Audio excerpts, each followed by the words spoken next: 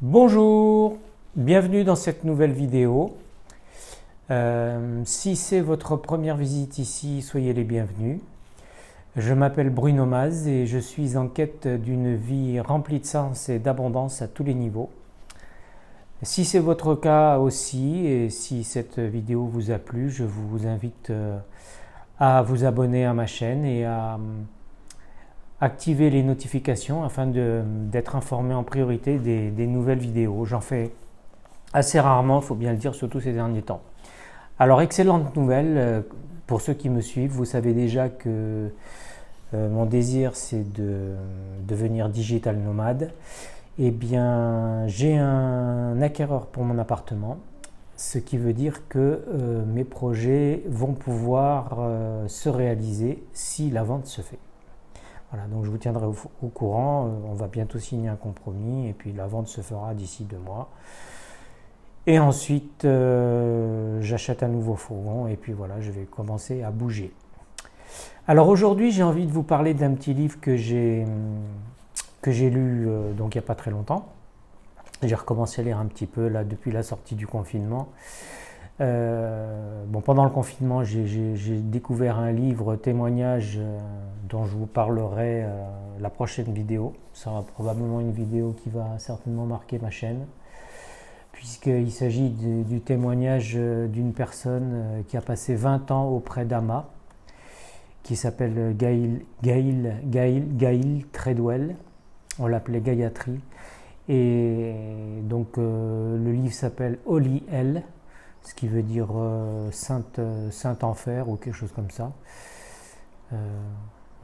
On aurait pu le traduire par la face cachée d'Ama. Donc je vous en parlerai la prochaine fois. Et donc comme il est en anglais, j'ai passé pas mal de temps à le traduire.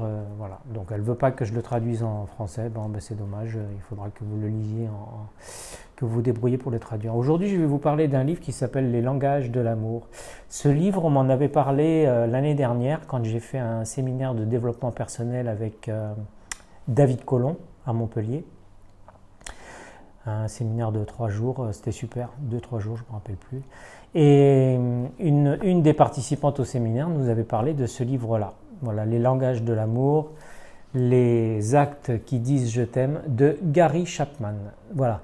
Donc pour tous ceux d'entre vous qui sont en couple, qui aimeraient que leur couple soit encore plus épanoui, c'est vraiment un livre à lire.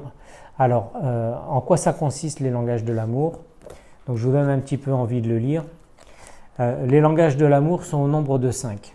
Donc il y a dans l'ordre les paroles valorisantes. D'accord.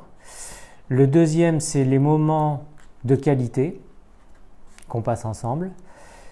Le troisième, c'est les cadeaux.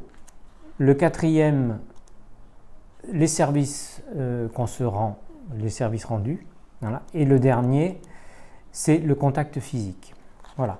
Donc, ce qu'il faut comprendre, c'est qu'on a une langue maternelle, c'est-à-dire le langage que nous utilisons pour exprimer à notre partenaire que nous l'aimons. Voilà.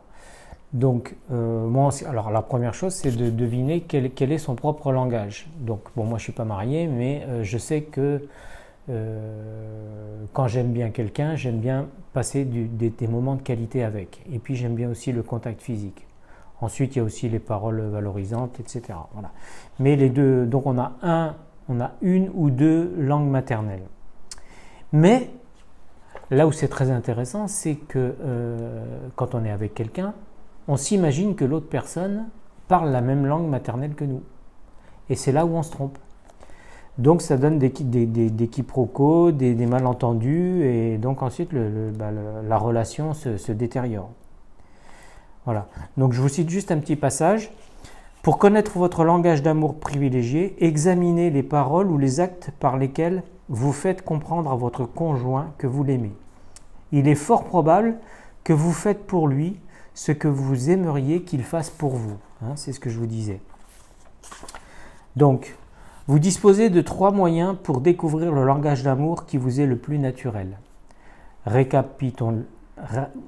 récapitulons-les. Alors, premièrement, dans ce que votre conjoint fait ou omet de faire, qu'est-ce qui vous blesse le plus? L'inverse correspond vraisemblablement au langage d'amour le plus expressif pour vous. Deuxièmement, qu'avez-vous le plus souvent réclamé de votre conjoint? C'est probablement ce qui vous donne le mieux le sentiment d'être aimé. Et troisièmement, comment exprimez-vous généralement votre amour à votre conjoint? Ce moyen est celui qui, en retour, vous donne le sentiment d'être aimé. Voilà. Alors, il y a deux types de personnes qui peuvent éprouver des difficultés à découvrir leur première langue d'amour. D'une part, celle dont le réservoir émotionnel est plein depuis longtemps. C'est le cas par exemple de l'épouse à qui le mari fait comprendre de plusieurs manières qu'il l'aime. Elle ne sait plus très bien quelle est celle qui lui fait le mieux sentir qu'elle est aimée. Et d'autre part, l'individu, donc la deuxième catégorie, le deuxième type de personne, l'individu dont le réservoir émotionnel est vide depuis très longtemps, au point qu'il ne se souvient plus de ce qui lui donne le sentiment d'être aimé. Voilà.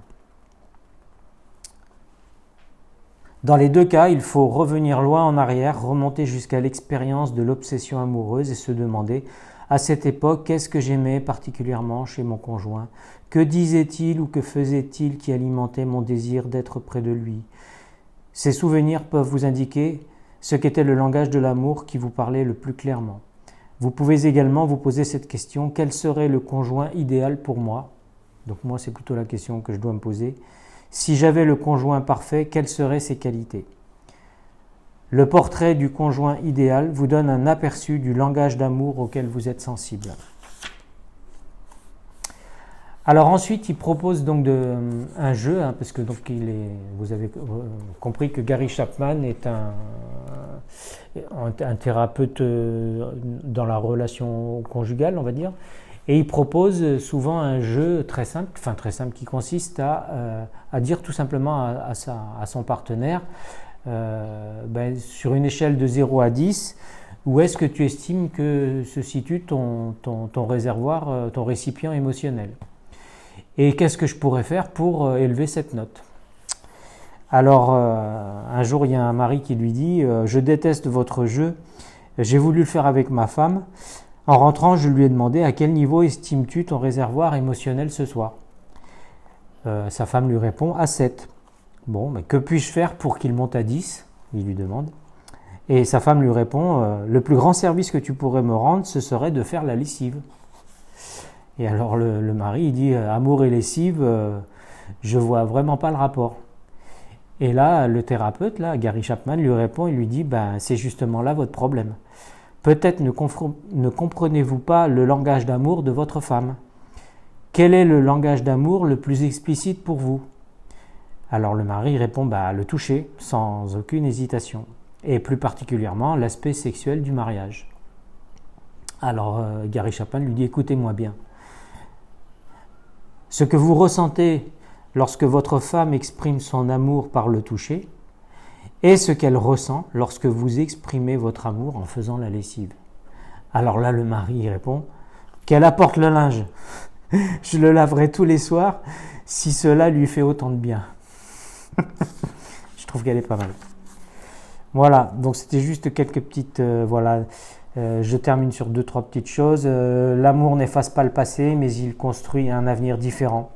Quand nous choisissons de communiquer à notre compagnon ou compagne des expressions actives de l'amour qu'il ou elle comprend, nous créons un climat émotionnel propice au règlement de nos conflits et de nos manquements passés. Voilà. La satisfaction des besoins d'amour de mon conjoint est le résultat d'un libre choix de ma part. Je relis ça. La satisfaction des besoins d'amour de mon conjoint est le résultat d'un libre choix de ma part. Bon voilà, donc j'espère que ça vous aura donné envie de le lire. Donc vous avez le lien dans la description qui est située sous. Vous avez un lien qui est dans la description en dessous de cette vidéo si vous voulez le commander en passant par mon intermédiaire, ce qui n'augmente pas le prix du livre mais qui me donne une petite commission. Voilà, ça c'est en étant partenaire Amazon. La prochaine vidéo, donc je vous parle d'Ama et de ce que j'ai découvert, donc le témoignage de Gail Treadwell, puisqu'apparemment je vois que rien ne vient du côté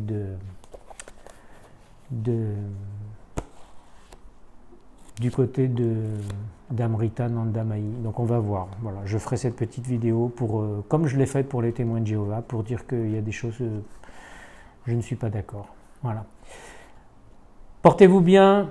À la prochaine vidéo. Bye bye. N'hésitez pas à mettre un pouce si ça vous a plu, à partager, à vous abonner si vous n'êtes pas encore abonné. Bye bye. Portez-vous bien.